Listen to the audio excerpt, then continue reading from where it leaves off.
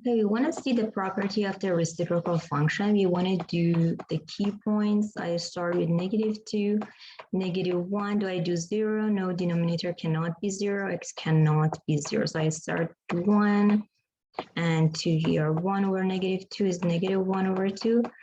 1 over -1 is -1. 1 over 1 is 1. 1 over 2 is 1 over 2.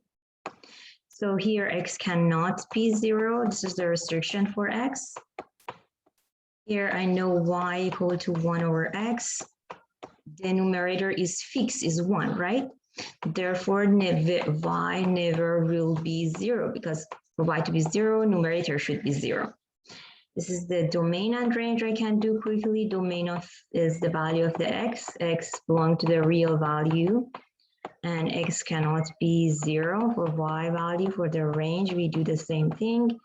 Range y belongs to real numbers, and y cannot be 0. So here I know x and y cannot be 0. That would be my vertical and horizontal asymptote.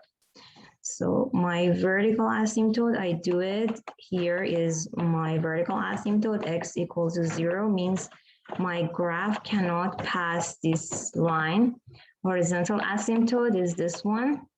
My graph cannot pass this line, y equal to 0. So I have to correct myself here. X equals to 0. X equal to 0, gonna be my vertical line, right? I'm just doing my points. So here is -2. And here is -1. So -2, 1.5 is this point here. -1 is -1, this point here.